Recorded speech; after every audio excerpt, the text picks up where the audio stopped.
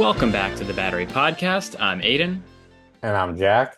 and we are very excited to be joined this fine evening by Canon's LSM, Ethan Rall. Just signed an extension to stay here for at least another 3 more years. So wanted to have him on to celebrate that, talk about his time in the league so far, his journey, little sixes. Obviously, we had to ask about Pat Kavanaugh. What else did we cover? He went to Japan. Um, yeah, it was a great conversation covering kind of everything about his journey, the things he's done in the league so far, and what things are to come, which hopefully will be a lot of more cause turnovers, a lot more goals, a lot more uh, celebrations, a lot more championships. Yeah, Yeah, absolutely. yeah, It's great talking to him. Super, super great guy. yeah, Think you guys are really gonna enjoy the conversation. And I really just love all of these player interviews that we've been able to do. Obviously, we're very fortunate to yeah, be in this situation and to bring it to all the listeners, show that, these guys they're just dudes at the end of the day. And just chopping up with them and kind of hearing about their stories is pretty fun, pretty fun opportunity. yeah. It's amazing to hear the like the successes, the past that they've had to bring them where they are. Obviously a lot was Hmm. made of Ethan Rawls' journey last year, going from undrafted rookie to, finalist for Rookie of the Year. So I think Yeah. that's always going to be something we can hang his hat on. But it's not far from the peak for the mountain. I think that he'd definitely be the Oh, one to tell you, and everyone else in that locker room, if the individual awards was what they wanted, they would not be the right fit for this team. Um, 100%. Yeah. yeah, I love That, that motto that Coach Holman has said. I know we've heard it in a couple huddles, is common men doing common things uncommonly well. yeah, Um, and I think that's I a love great, that. yeah, one of the many reasons we love Coach Holman. Gets me fired up. Yeah. Um, all right. So we'll kick it over to him in a second. Just wanted to check in, Jack. I know we don't see each other as much as we did during the season. So how you been the last 2 weeks? Doing well, plugging along. It definitely is different off season versus in season. It seems so go, go, go Yeah. all season long that the PLL and the league, it's so consuming. There's content every single day. We're pumping out a lot of content, but the league itself is staying right at the forefront, and across media as well is really good, I think, with putting out content during the season. Yeah. But then it's like everyone just takes a break in the off season. A lot of other leagues, you know, you're not forgetting about the NFL in March, that like it is still, there's endless mock drafts and off season chatter and free agency and whatnot, and every other league. Like that, I was seeing something on ESPN today about a massive off-season preview for the MLB, and I'm like there's not a lot going on in baseball, but 98.5 they're still talking about apparently Juan Soto is going to meet with the Red Sox this week. But it's like, with the Cannons and the PLL and lacrosse in general, it feels like season ends and everyone just kind of returns to whatever they were doing before the season started. And so it definitely is, feels like a night and day difference, honestly, in terms of how much lacrosse is out there right now Yeah. versus before. Yeah. Well, I mean, that's what we're helping to do here and fill it. Absolutely. I can't recall seeing any in-depth interviews with Cannons or most other PLL players last year. So we're filling that niche now. We got one knocked down. We just got, what is it, 24 more to go if we include the whole roster. Uh, Yep. so well, I guess maybe we should include the ones we interviewed during the season last year. But it's Point is that there's a lot more, yeah, that oh, a there's a lot more stuff we lot can of do. content that we can pump out there. Yeah. Not even including So the coaching staff and the Rabels and um former players that we've had yep. on. Yep. Can't forget And about George Kursak. yep. Uh, Yeah. So I think that's probably enough for now. We can turn it over to Ethan. I do just want to make sure that you all know, listening to this, um, we are gonna take write-ins as well, not fans of us, Cannon's fans, because we're the same as you guys. No, On our they can be Instagram. fans of us. Sure. I mean, I won't stop them from, but we're all fans of the Cannons first. Yeah, we're gonna on our Instagram, we're gonna put up a story for every recording, especially when we're doing interviews with a player. If stuff that you guys want us to ask. And if you happen to see that story, if you know someone else is coming on or just have a question for us or the podcast in general, DM us. We are more than happy to include as much as we can. And we Yeah. got a lot of responses for our last episode. We unfortunately couldn't get to all of them, but we'll see about getting to all of them for the next one. Um, and especially the things you want to know for a certain player. Um, so I think with that, we'll kick it over to Ethan. Thank you to the People's LSM, Ethan Rall, for coming on and talking to us today. Ethan, how you doing? Doing great. Happy to be here, fellas. Yeah, we're happy to have you. So there's some decent news that came out for you the last 2 weeks or so. Signed a contract extension through, I think it's 2027. hmm So I know Jack and I think most Cannons fans are really happy to see that. What brought you back for 3 years and hopefully many more beyond that? Yeah, I mean, super excited to get that pen to paper, so to say, and talk to Coach Holm on the phone. He does a great job of reaching out to all the guys and just trying to get those contracts signed as early as possible. I know last year, I think we had pretty much everyone re-sign in the period that they could, and I knew this time around that it was my turn after my rookie deal finished up, so wanted to get that done as quick as possible. Don't have to worry about anything like that. I know I want to be a Cannon, and I just want to play for this team. Want to play with these guys and for Coach Holman, so I was able to get it done pretty quickly. There wasn't a lot of back and forth. It was, hey, we want to give you the max contract we can, and we want you to be a Cannon for as long as possible. And I said, absolutely, Coach. Yeah, that's fantastic. I mean, we certainly want you to be a Cannon for as long as possible as well. Yeah, Yeah, you've been a great player to watch these last 2 years. Looking appreciate it. forward to many more. So I'm sure you've revisited this so much, especially after you told the Wawa story. But like going into your senior year, or maybe after your senior year, did you think you were going to get drafted? And then when you didn't, what was it like finally getting that call from? Uh, yeah, it was definitely an interesting time period. You know, you're just so focused on your college season. You want to finish it out the right way. I did 5 years at Rutgers and some best 5 years of my life. You know, you make friendships forever, and it was overall just an incredible experience getting to play for them. But then we finished a little bit earlier than we probably would have liked to. My fifth year, I knew our season was pretty much over before the tournament was selected.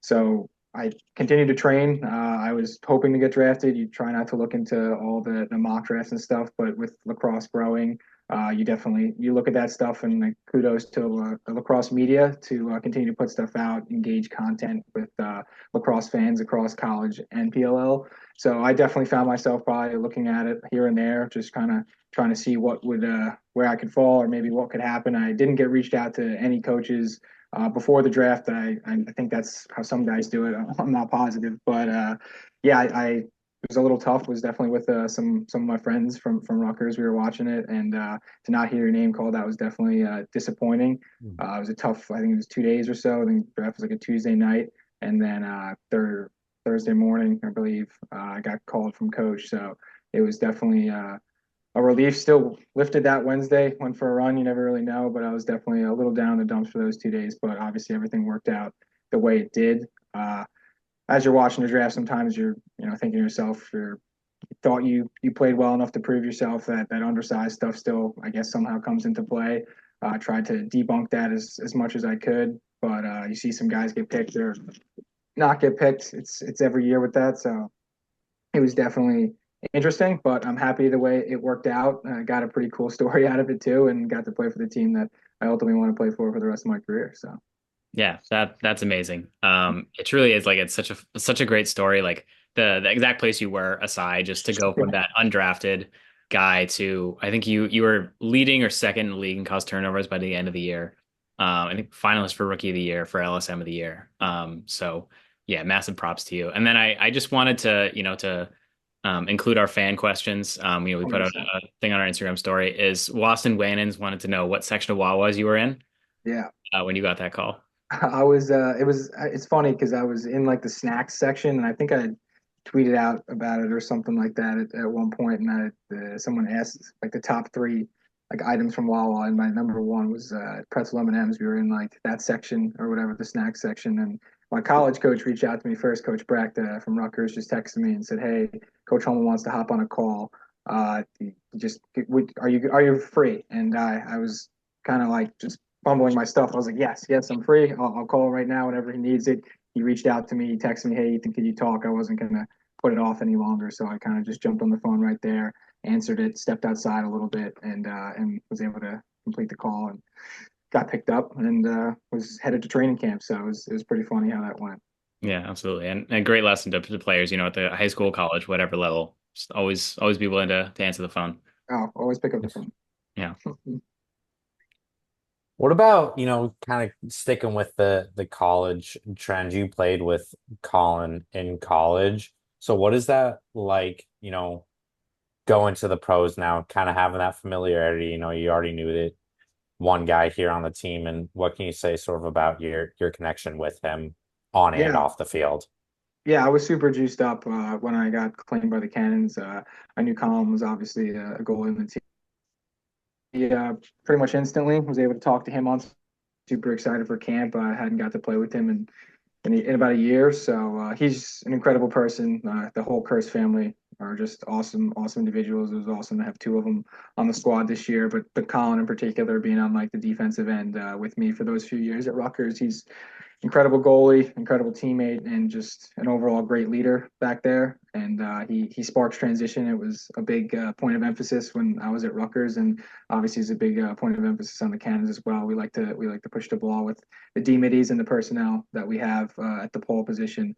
So it all starts with him. He's the backbone of our defense, and we have pretty similar, I'd say, like work ethics when it comes to. So we get along really well.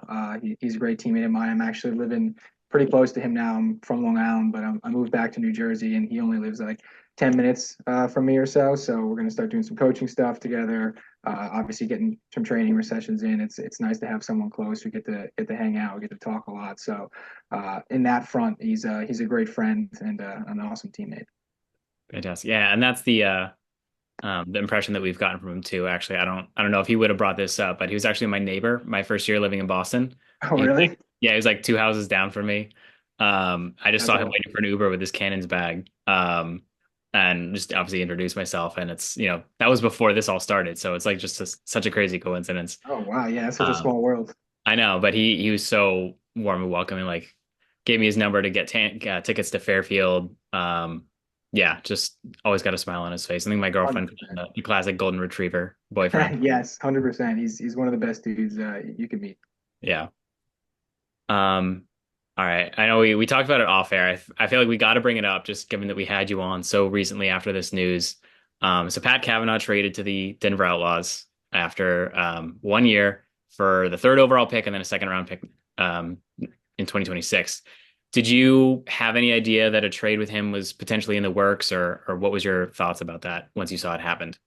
Yeah, no, I really had no idea that it was coming. I think a lot of that stuff is done between the player and the coach and GM. Obviously, coach and GM are the same person, but it's done between them.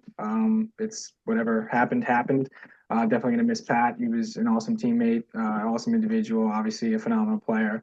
Has better pedigree than probably any college lacrosse player of all time. Yeah. Tewaaraton back-to-back national championships for Notre Dame. But again, all that stuff aside, he was an awesome dude, great teammate, worked hard. I know he was had some injuries here and there, and he was doing everything possible to get back and be out there with us. Obviously, things work out the way they work out, but yeah, it's tough to see him go. But again, it's the PLL, it's a business, so I guess some things happen for a reason. Hopefully, he has a great career for them and continues throughout the PLL, just not against us. So. Yeah, exactly. I hope he has 9 great games next year. Yes, exactly. Cool. Maybe That's we an can. interesting point that you bring up of just about the business of the PLL. I feel like that's something that it's taken a while for the PLL to build sort of a lot of different aspects that are so common in the other sports. Trades don't happen too often in the PLL, especially with six teams making the playoffs. The deadline deals, like everyone has a shot. So like, and like the comment you made about it's a business, you hear that all the time in the other major sports. But so it's kind of interesting, I think, at least sort of seeing that side come about now in the league, that you're right, it is a business. Like you're not gonna get exactly what you want. Yeah, um 100%. I mean, like you said, it hit the nail on the head with that. Like you see it a lot of other leagues and a lot of other players will talk about it, but the more the PLO grows, the more that's going to become, I guess, a factor in how things work out. So again, I don't know how it all worked out. I don't know anything about it, but mhm. definitely, again, it's tough to see him go. He's a great individual, a great teammate, and obviously awesome player. But things happen. Yeah. And I think immediately what I'm definitely going to miss is seeing him in sixes because assuming Yeah. he would have been on that roster, I think he would have been absolutely dynamite like we saw Sowers be last year. Um, yeah, such a quick, shifty player. So hopefully we get to see him do that in the near future, but again, not at the expense of the Boom Squad. Um, Exactly. Yeah. but going up to sixes, what was it like playing with a short stick for the first time in I assume a while? And just that format of lacrosse. How much of it did you watch from year one, or um, yeah, what was that experience like? I know it's a lot of lacrosse and not a lot of time. Yeah, it was honestly an awesome experience. It's like playing like kind of like backyard lacrosse, like fiddlestick lacrosse, like when you were a kid, you just getting up and down, obviously at an extremely high level. But I didn't know 100% if I was gonna get like the opportunity or not. I knew we made it the first year, obviously coming off a good season. But again, you just don't know how like the roster is gonna shake out and like who's playing, who's not. If you're playing in the NLL, you're not really able to play in the sixes in that format. So just kind of seeing it. And then when coach reached out to me, he said, "Hey, yeah, we want to bring you. You're going to grab a shorty." I was super jacked up about it and excited for the opportunity. It was difficult at first. I really hadn't played with a short stick since I was a kid, like third grade or something like that. I really hadn't picked it up. I've been pulled pretty much playing defense my whole life. There was no switch from like a midfielder in high school to college LSM or midfielder and even middle school to LSM in high school. It was pretty much defense from when I was a kid until now. So, but it was cool to pick it back up. Tried my best with it. I was more out there defensively, just trying to help some of the offensive guys, making sure they're in the right formations. But tucked had a few goals in the champ series, which was Yeah. cool, and caused a few turnovers, and obviously helped us win the championship, which was all that we were there for. And but it was cool. It was an awesome format, and I totally think it should be incorporated at least into practices for college teams, high school teams, like youth teams. I'm not saying it should be completely adopted like how it is because I'm a long pole. I think we still need long poles out there, but Yeah. definitely it's a great format and it teaches you the creativity of the game and gets some guys who might usually not be on offense to be on offense and not usually on defense to have to go play some defense. So it was fun. We joked with Asher out there a little bit playing some defense. That was awesome to see. And the same way with me, them joking about me on offense. So Yeah, it was absolutely. great. It was great. Yeah. Were there any moments where you're trying to catch a pass or throw a poke check or something, and you're like, "Oh, this is not as long as I thought it was." Yeah, I'd say honestly, because you only get so many reps with like the one-on-ones. Obviously, my stick was pretty dialed. I didn't feel too weird with that, but just like the one-on-one defense, you can only do so much. I was trying to get into some like men's league games and stuff like that over the winter, just trying to get used to it again. I got to play with a few teams and stuff like that, so that was fun. But yeah, definitely when we like got out there and started doing some drills and stuff like that, and then in the game just like with my play style, usually I like to get up into guys and kind of like get in their hands and mess them up as much as I can and try to take the ball away. And quickly I realized that it's not as easy with your short stick. You got to play more of a cross check and not as much with my stick out. I was used to poking and it's not getting in there as much, and I'm having a drop step. And so there's a few little things you had to tweak out, but that's was nice about like the whole exhibition format where you kind of get to like feel it out for a game or two, and then it's like everyone made the playoffs in that format, so that's when you really like knew what you had to do. But yeah, it was it was interesting. But that's funny you ask. Yeah, I remember some poke checks I was doing. I was like, that I don't have the entire stick, so I got to adjust quickly. Yeah. I assume, or well, I don't know if you know yet, but obviously the Canyons are going back to Oh yeah. Champ Series. So are you going to be on the roster for Champ Series? And you know, like you just said, even just in Champ Series, you learned sort of how to work it as it went along. So how much more confidence do you have going into Champ Series this year, both as a team having won it and yourself having played Yeah, yeah, already? I'm going back this year for Champ Series. I got the call, so I'm excited for that. I don't know if the entire like roster is 100% made up or when that is released or not released or all the Mhm. logistics on that. I just know me personally, I'll be back, and obviously some guys you can assume will definitely be Yeah. back. Um, but yeah, I'm excited to get after it. Again, it was I think we learned and we hit our stride in the perfect time back then. We Mhm. don't want to like show our cards too quickly with anything. Not sure, again, if it's the exact same format with the exhibitions and then going into the playoffs, everyone makes it, or if they're going to do it that way or not. But I think we have a pretty good idea of what we're going to be doing that's successful. So I'm looking forward to it. And me personally, I have to ask coach maybe put in a few some pick options for me on offense. You never know. Get out there, try to get a few more offensive runs. That probably won't happen, but that's totally okay. But I'm gonna try because now I'm Well, more. absolutely. I mean, listen, you certainly love to push in transition, and I think sixes is definitely a format where like you pick off a pass at the top of the defensive zone, like it's just you and the goalie. So, Oh yeah, um, yeah, I you'll had get that. it for sure. It was scary last year. Honestly, it was. I think it was the first game against the Redwoods. So I picked one off and ran down, and it was me and the goalie, and I was more nervous then than I was for anything else. I think I was like, I am never in these situations. This is very new to me. Just Yeah, shoot it as hard as you can and don't even throw a fake. And luckily, it went in. yeah. Feel I was gonna follow up. Yeah, I mean, I don't envy the goalies in that format. That's definitely the position where I would say they get the short end of the stick. Pardon the pun. Um, yeah, I don't know what it takes to be one of those goalies for 32 I minutes. don't I don't know.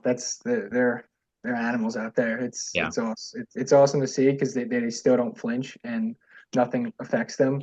I know Colin wore the really baggy sweatpants and stuff, so that was a little Mhm. bit different than he's used to. He's wears the most baggy stuff possible so that it can get caught up in his shirt and whatnot or his pants to get any extra, I guess, coverage of the net as he can. But him Mhm. and Gitsy out there, they were awesome, and it's again, you are right. I do not envy them. That is tough. We heard when we talked to Matt Campbell, apparently Colin for warm-ups likes seeing a ton of shots from, like 10 yards as hard as possible. Can you confirm Yes, that? I can confirm that. I don't. I obviously am not the one shooting. Yeah, He doesn't want pole shooting on him, which totally understand. That is, we'll probably beam him in the chest because we're just shooting as hard as we can. But yeah, he takes as many shots as he can, as hard as possible. He wants it as game like as he can. He's a different animal. He's super locked in. You can see it in his eyes yeah, when he's locked in for something, he's dialed, and that's how he I guess gets ready for every game. That's how we make sure he's locked in for the opening whistle. But just yeah. get I mean, ripped. we can't argue with the results, right? Yeah, he's the best. So Yeah, never works, man. Goalies are weird. So yep. Um, so another thing with Champ Series that, maybe you'll have the opportunity to again is take some face-offs. I know you did that year one. What you might have been the person most affected by the new face-off rules aside from the Fogos themselves. Did you miss doing that this year? Do you hope that the rule changes back and you get to do it again, or did you like coming in from the wing? I don't know. That's a good question, honestly. I'd say maybe a little bit I missed it because at times I was like, it was fun to, add a new aspect to your game. But overall, I was much happier having Tucci out there taking faceoffs for us than me. There was a lot of inside jokes and running jokes from the year prior when I was taking faceoffs, and I probably have the worst faceoff percentage in PLL history. I don't think Yeah, anyone's gonna like 0 for 19. That was a running joke on the team, which was funny at my expense. But it's hard when you're going out there and obviously you're a competitor, you want to win them, but it's the way the format was, it was just how you did it. But I did enjoy it, but at the same time, Tucci is way better at faceoffs than me and brings way more to the faceoff game than I ever would. So I'm good with him doing that. If they change the rule back where I can take some here and there, I'd love to throw my hat in the ring again and mix it up a little bit. But Tucci's definitely the one we want out there. But I Yeah. do like taking faceoffs for the Sixes. I will be putting my hat in the ring for that for next year. Coach Holman let us go out there, and everyone just goes and takes faceoffs against each other last year for one of the practices we had prior to the games. Like, all right, open tryouts, here we go. We're taking faceoffs. So it ended up being me, and I was excited to do it. Wow. It's got to be the last time that any of you guys have had an open tryout in quite a while. Yeah, it was funny. I mean, I'll give it to Josh Stout too. He was an animal out there gutting after it too. So Mm. he was a beast. He took a few throughout the champ series as well. Cool. Um, you know, talking about one face-off moment in particular, back in Fairfield, your lone goal of the year. You thought that was a two when you shot it, right? I was, Yeah. oh, we all did in the crowd too, but that was, I mean, such a juice moment for the team. I think that first half and that game in general was maybe my favorite game of the year. Like it was certainly, I think from the PLL standpoint, I'm Yeah, sure they that loved it. was that was an awesome game. Obviously, it was two of the top teams in the league were going at it, and it was a lot of fun. We had a little, like kind of revenge to give back. They got us really good the opening week, so we really want to make sure we put our best foot forward. And I literally put my best foot forward, but a little bit too far Yep. forward and stepped in the line. So that was funny. I was getting a lot of the guys were giving it to me. My dad was giving it to me too. He's like, you couldn't have just we work on those shots all the time, and because Yep. you need someone throwing you the ball, so I would do that all the time. Throughout the weeks, he'd be that attackman or whatever the case is, we trying to be Marcus Holman and just standing there and throwing him back to me. I'm catching him and shooting him, and he's like, "Dude, work on them all the time." I was like, "I know, I put it in the right spot, but I just stepped a little bit too far." Yeah. So he was joking about me with it. I wish next time I definitely got to make sure I'm behind the line because that's got to be it too. Yeah, I mean, if you can score from what 14 yards and 38 inches, I'm sure you can get one from 15. So That's the yeah, plan. you got a couple twos in your future, I'm sure. That's the plan. Definitely in sixes. You gonna try for any twos then? I don't know. Last year I didn't have any. Pretty much all of my goals and sixes were just like dipping dunks and stuff, catching on the crease and scoring, Yeah. or Collins just hit me on an outlet. I was just breaking. So hope a few more of those, and I might step into a few. We'll see if the opportunity presents itself. Yeah, I think Marcus taught us all a lesson this year. Is the high bouncer My is bouncers will go. Oh yeah. always gonna go. One of the best in the Yeah. game. Yeah, that's for sure. Yeah. Another Sixes adjacent question. That championship game last year with Philly, that was so fun, so back and forth. Little chippy there too. Do you guys actually hate Philly as much as it seems? The league is doing a great job of billing the whole Cannons Water Dogs rivalry and leading into the Boston Philly thing.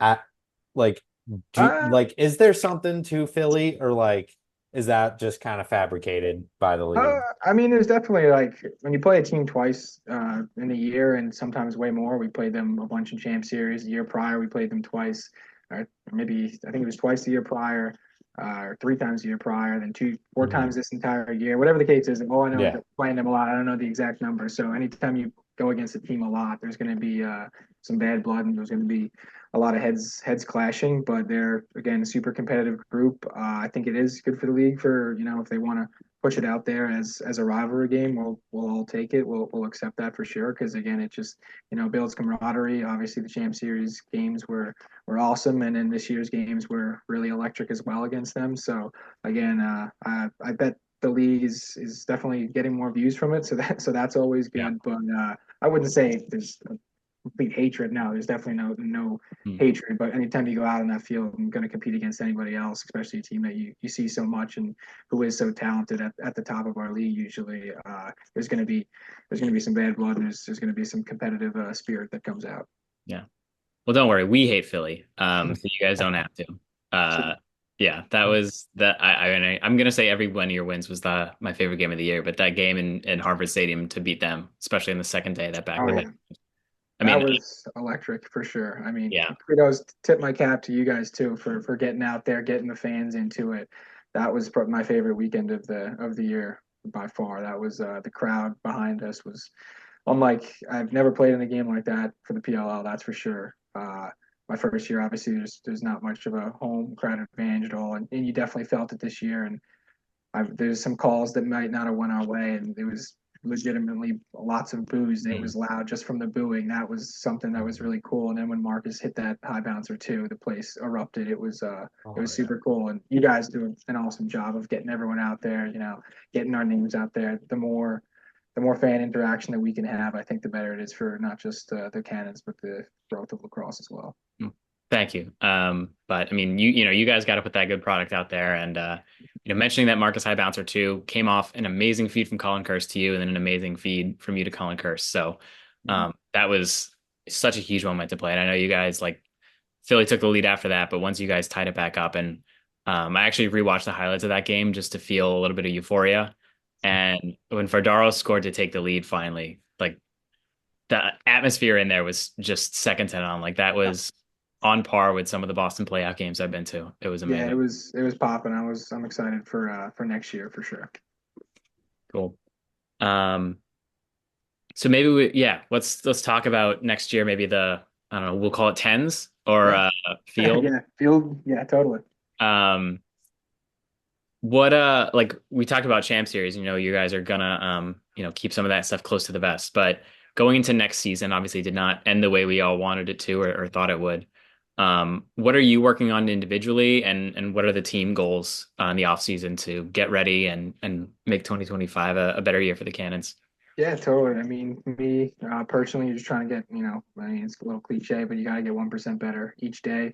It is a long off season where we are not lucky, but it's nice to have the Champ Series, a little bit of a breakup because the off season can be long, and you want to make sure you're continuously getting better, and then you're hitting stride you want to be hitting as you're going into training camp, and then feeling great throughout the entire summer. And that was something that I struggled with, but definitely was a little bit new for me just because that was the longest amount of time I haven't played lacrosse going into last year. Been playing pretty much all year round since I picked up a stick at 4 years old. And then just to kind of go a little cold turkey with it and not have that competitive practice like environment that you're usually getting when you're in college, high school, and all through growing up. So that was a little different. I was reaching out to a lot of guys who had been through it before. Scott Ratliff was one of the guys that Coach Holman got me connected with that I was talking with him a lot about how he kind of continued throughout his career and what made him like obviously Hall of Fame player that he's going to be when he's eligible for that. So again, just trying to stay as connected as you can with the guys. Everyone's living in different places, sending pictures, sending videos into the chat. Just getting everyone fired up. If maybe it's a rainy day, it's cold, you don't want to go outside. Someone sends a picture in that they're getting better. Okay, yeah, that motivates you. You got to get better for the guy next to you. So that's kind of what I'm trying to do, just day in and day out. Awesome. Yeah. Um, yeah. So I mean, you mentioned this earlier about sixes is the poke check and trying to get up into guys' hands. Um, what do you credit your ability to cause turnovers? Because you've had a lot in the last couple of years, and I think you have the career record at Rutgers. And do you feel like you actively seek those opportunities out, or is it just that you kind of wait for the other guy to give the opportunity? Yeah, I mean, you don't want to be lunging and reaching for cause turnovers. I'm not really going into it thinking I have to cause X amount of turnovers. You kind of just go out there and let the play happen. But me being a little undersized, pretty much my entire life, I really have never been the bigger guy, but I've always been playing defense. So if there's a few pictures, I don't know if I can dig them up eventually, maybe send them over to you guys. But my dad has them, and it's me standing on a wing against someone from a different team, and I'm legitimately half the size of them. So it was like I've always been, I guess, on the smaller size. So I think it kind of helps me because I see those windows of like when guys' hands are free to get my stick in there. And I'm a little bit like shorter on them, so I can kind of get exactly where I need to be. And you don't have to throw an over the head check or a kayak or a rusty gate to take the ball away or to even, take someone's stick completely out of their hands. Most of the checks I throw are usually just poking in there and lifting at the right time and just using like their momentum against them with however they're cradling or however they're rolling. And that's kind of usually how the stick goes flying. There's a few checks that I do that I do have, and some of them might maybe give up my position, but if you got to know when to throw them, and I definitely wouldn't recommend throwing them in certain areas of the field because it might get you beat at the youth level. But I think you should definitely teach it, and you should definitely like kind of expand on that. If you're a younger player, definitely don't just completely shy away from checks. It's a part of the game, and it can cause turnovers and push transition is lacrosse, and that's what I love to do. So Yeah. Cool. Could you talk a little bit more about your mentality, like going up as a defender against some of these middies in the league, like, Miles Jones, Brian Possibiel, who are really big guys. And then also, do you, Gavin Adler, and BJ Grill have a group chat? we do not have a group chat, but BJ Grill is someone that I am very close with actually. My roommate right now, Bobby Russo, I play with him at Rutgers.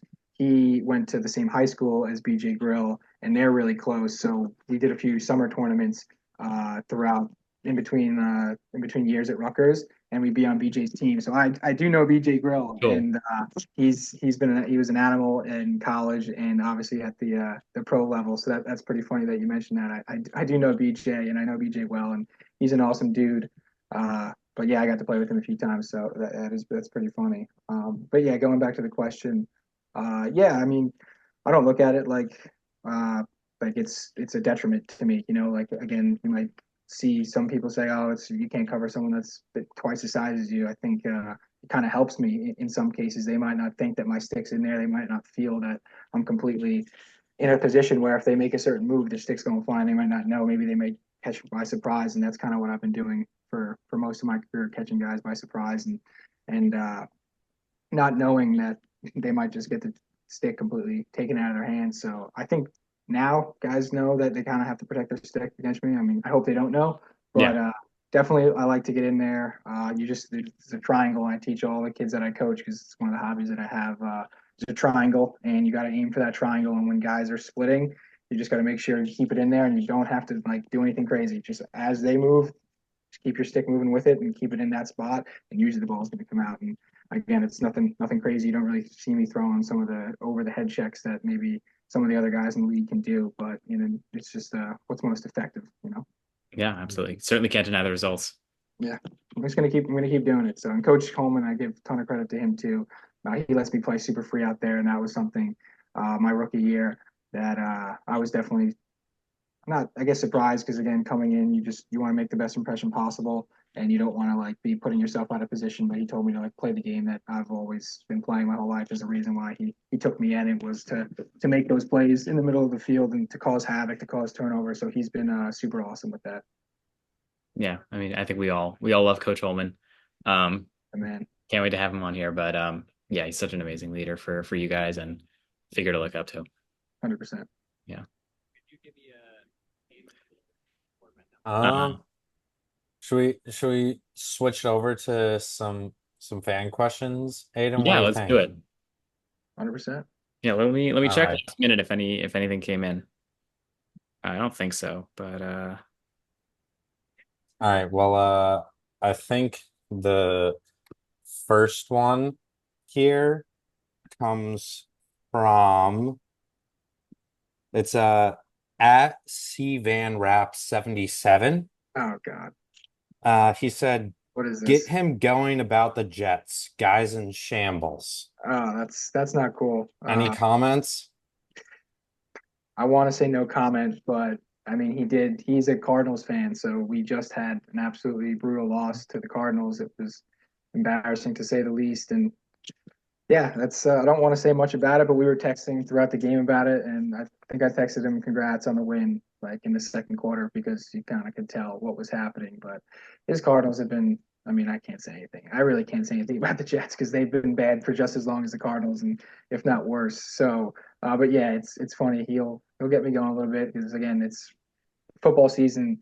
It's like it's beginning, and there's so much optimism going into it every football season, no Mhm. matter what fan you are. Uh, and we're usually on the bus going to and from practice in August, and that's when everyone's getting really juiced up about their team. So a lot of trips are flying this year. I might have been tripping a little bit too much when I got out of I overextended my boundary because obviously I'm not able to back it up with the play that the Jets have been doing, and the Cardinals have been awesome. But I do have Kyler Murray on my fantasy team, so I told him I was going to do that, and that's been beneficial to me. Okay. But A I little was bit of a win. Yeah, yeah, how yeah, devastating was it last year when Aaron Rodgers went down 4 plays into the season? is this Jets podcast now? Jeez, guys, come on. This is I'm sorry. Well, that was terrible. That was terrible. That was it was actually a tough 2 days. I think we lost to the Water Dogs on Sunday, and the Jets played Monday night. And oh, I was with my dad, and we were so excited for the season. And that again, is like you said, brutal. 4 plays in, season was Mm. pretty much over, and then so much optimism going into this year. We beat the Patriots week 3, and just But down then, there. weren't you at the game at Gillette a I couple weeks was ago at the too? game match. I had, wow, good job, guys. Finding everything out. That was Yeah, I was at the game at Gillette. One of my good friends from Rutgers, he lives up in Boston. Mm. So I went up there with some buddies to watch that, and that was another tough loss. So Yeah. yeah, it was Uh, tough, but I appreciate we, it. You're we right. we can put it to bed I'm now. putting Yeah. this on Cade. Actually, this is on Cade. He brought this up. Of course, he had to do something like that, but Yeah. that's funny. I think I might be able to top you for the visiting misery just slightly. Is one of my friends from Ireland had his friend visit Ireland or visit from Ireland last fall, um, because dad had done a lot of business in Buffalo and so wanted to come see his friend in Boston and then see the lowly Patriots lose to the Buffalo Bills. Well, of course, that was the one of the 3 games last year the Patriots won as well. So, at least New Jersey to Foxborough is a little bit short of a journey. That's tough. Yeah, I you're feel gonna for go see the you. Jets win again, I'm sure. I'm not sure that poor man is ever gonna go see the Bills play in person again. Yeah, that might be 0 for 1, and that's it on the career. Yeah. All right, we could be done with the Jets now. Yeah. Appreciate it. Yeah. Cade, shout out Cade. Yeah. Thank you, Cade. I think that was the first response, by the way. Yeah, he's He on sent, top of it. yeah, that was like 5 minutes after I posted. So let's see. We got a couple questions from at for Carl Bros Lax. Who is the best teammate? I suppose you could say Rutgers too if you don't want to throw any current Cannons guys under the bus. Uh, I don't know. Again, everyone's awesome. We have obviously it's a team. It's a great atmosphere. I mean, the Curse brothers are obviously just awesome teammates. Jeff Trainer, the governor, I know you guys have had him Yep. on here before. He's all-time teammate. So some of those are for you, the guys. Matt Campbell, I actually room with. So I think he was on here once too. You guys had him on Mhm. here, right? Yeah. Yep. So I've been roommates with him pretty much every weekend since we were came in as rookies. He's a great teammate, awesome friend. So you can go down the list with everyone, with all those guys. But yeah, so it's easy. You can pretty much pick anybody out of the team, and they're going to be awesome teammates. So Yeah. Um, Question from the same person is who was your favorite player growing up? favorite player growing up. When I was really little, I liked CJ Costabile at Duke. I'm friends with him now, so it's a cool full circle moment. Obviously, Kyle Hartzell, I watched a bit when he was playing in the pro league. I joke with him a little bit about how I didn't watch him in college because I was too young to watch him in college. Um, and then Larkin Kemp was someone when I was a little bit older that I definitely watched his game, and he was a stud when he was at Brown for sure. It was that whole Brown team was really cool to watch as a young Yeah. LSM, seeing them go up and down the field and score lots of goals, cause lots of turnovers, and pick up tons of ground balls. Those are 3 guys that I remember watching a lot when I was younger. And shout out to Christian for Carlsboro Lax. Those guys are awesome. The oldest brother Christian actually came to training camp last year.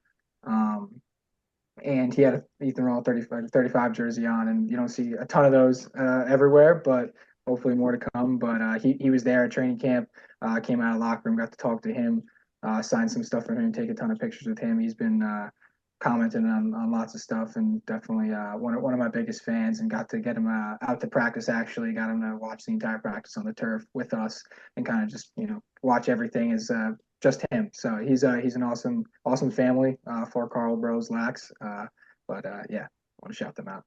That's awesome. That's Yeah, awesome. thank you to them for following us for participating. Hopefully we run into them at Harvard Stadium this summer. or Yeah, next they're at summer? a bunch of games. I've caught them at a few games, so they're awesome fans. Cool. Fantastic. Um, Next question from at I'm just done underscore 88. Top five LSM heads. I guess maybe you could say what you're using. And then a question from us is if you string your own stick or if you have a teammate or I know guys can be particular about that and Yeah, some not. totally. I don't know if I have five LSM heads.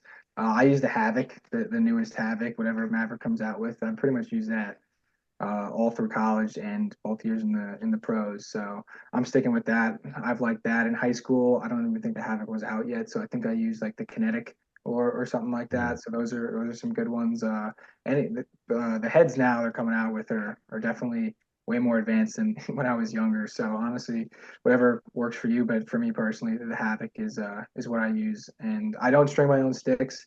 I used to in college and all throughout high school. Actually, I strung all my own stuff.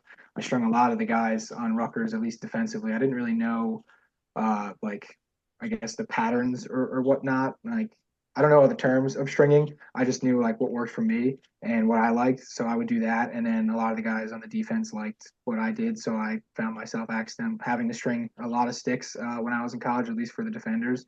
But yeah, no, I stopped doing that. I got a guy who's, I guess you call it a professional stringer. He strings up all my stuff. He dyes all my heads. He does awesome custom stuff. Southern Strings Across on Instagram. Shout out to him. My man Tom. I got to send him a jersey actually after this year.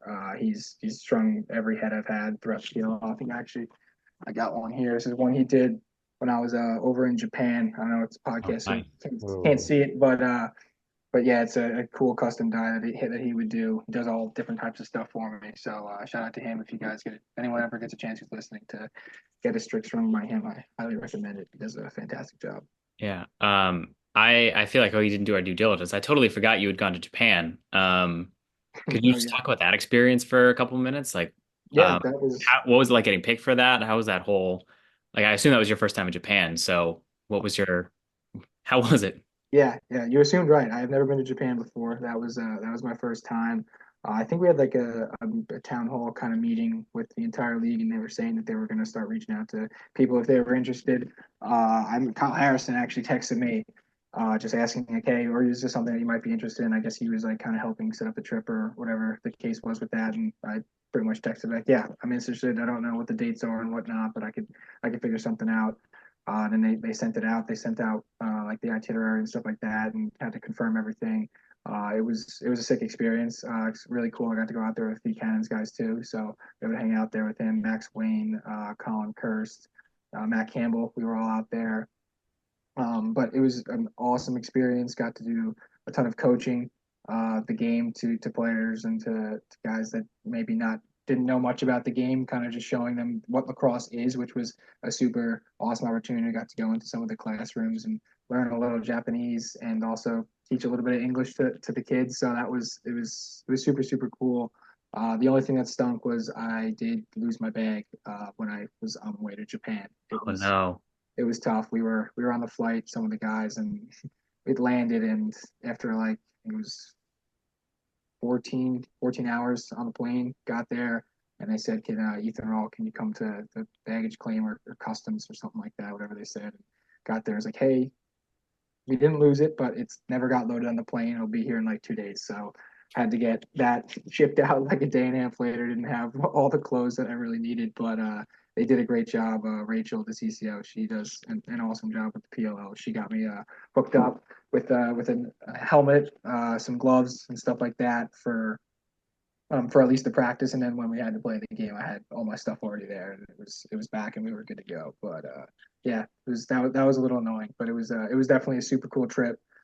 Stayed out there actually 2 or 3 extra days with the Cannons guys, and we just kind of did our own thing and explored the city of Tokyo and went out to Kyoto as well. So it was super cool.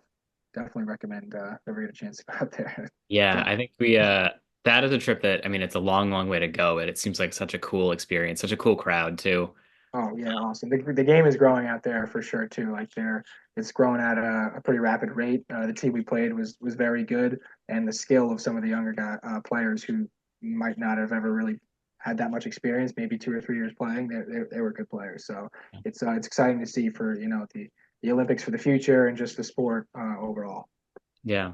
I really I wish that game could have been broadcast. I understand the logistics of that it probably couldn't, but just because we didn't get to see the whole thing. I think the final score was something like 8-5. Yeah, I Um, think it was was around. it? I assume you guys weren't going, as hard as you would in a playoff game, but were they like seriously that good that they were holding you guys to 8 goals, or did you? Yeah, Yeah, I don't no, they were definitely they were great players. It was awesome out there. It was a little bit it was weird. I think it was some type of it was like pretty warm-ish like most of the time, and somehow for the game there was like a weather delay, like a monsoon kind of thing came in. So we got out there completely warmed up, had to go back inside. It was pouring rain. We went back out and it was freezing cold and like windy as all could be. Uh, and no, we were going hard. We were getting after it. A lot of guys though, I was thinking about it to myself. I was like, wow, I guess a lot of these guys like who are here might not have played in a cold weather game since Mm, maybe 5, 6, 7 years, however yeah, long since it's been since college. You never played in the cold weather, so that was a little bit of I guess, a wrench in the cog, or yeah, wrench in the cog, whatever that saying is. But yeah, no, it was an awesome experience. It was definitely cool to be out there again. The skill level is definitely high. We were going hard, and they kept it close. So kudos to them. yeah. Yeah, that's amazing. I would love to. Getting scouted has got to be a nightmare, but I would love to see the first Japanese-born player to play in college in the NCAA, and then I know we had that one backup goalie for Denver for a couple of years, but Yeah, he's the man. Actually, he hooked us up when we were out there too. We yeah, reached out to him, and he showed us a great time. So it yeah, was cool. He was helping us like kind of explore Tokyo a little bit. Brought us to some cool places. They have like a lacrosse bar out that's there, right. and we got to go there and we signed some stuff and put some stuff on the wall. Some of the Cannons guys. So it was sick. He's the man guy. Yeah. I just used him in Immaculate Grid yesterday. Hey, there you Proud go. of myself for that. Cool. Jack, anything else you want to wrap it up with? No, I don't think I got anything else. All right. I think just one final question is what hobbies or interests do you have outside of lacrosse? That's a good one. Yeah. I've been getting into golf a little bit more. I've kind of toned it down over the summer, but last spring got into it a bit. Got played a few times this fall. I'm not good at all. I'm not trying to go after Asher. He thinks he's the best in the PLL. He is a great golfer. I'll give him that. A lot of guys are good. I try to play a little bit here and there. I'm not good. Love watching football, honestly. Probably besides obviously lacrosse, my favorite sport.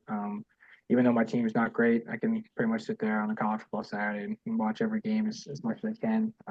Like to go out different places to eat with my girlfriend. Now that I'm in a new, I guess, city in Morristown, been exploring some places like that. So we've been hitting a lot of different food spots and getting cool food and stuff like that. So those are a few of the things that I like to do outside of lacrosse. But yeah, Awesome. Awesome. Um, yeah, great. I think we'll cut it there. Thank you very much for coming on. We'd love to have you on again sometime soon, maybe um, during Champ Series, post Champ Series, whatever it is, depending on how that goes. Yeah, this was it was a great time. Good luck in February. Seems a little far away, but hope everything's well. Happy Thanksgiving, I suppose. And yeah. yeah, and we'll see you back out there in February and then in June. Awesome. Sounds good, guys. I appreciate you guys having me on. Again, thank you for all that you guys do, the hard work. It doesn't go unnoticed. Everyone on our team knows about the battery. Everyone knows what you guys do. You put out awesome content and just trying to continue to grow the game in every way possible. So again, love to come back on at some point. Great talking to you guys. But yeah, thank you. All right, thank you very Thank you much. very much. Yep. Thanks, fellas. See ya. And thanks again to Ethan for hopping on here and talking to us for a little bit. I do want to apologize for having to relive the Jets with him. And, it, like he said, it's Cade's fault. Yep. It's kind of funny to rub it in his face. I mean, we're Pats fans, never gonna not enjoy ripping on the Jets. You know, we did kind of hammer it home to him there. Yeah. Seemed like it was a little bit of a salt in the wound there. So maybe we did a little too much, but whatever. He It's said the he'd come back Jets, at the end, so exactly. So yeah, we had. I did want to bring up that meme of the Jets with the highest expectations of the last 25 years, Patriots with the lowest, and they're sitting at the same record. And that's been true for a couple.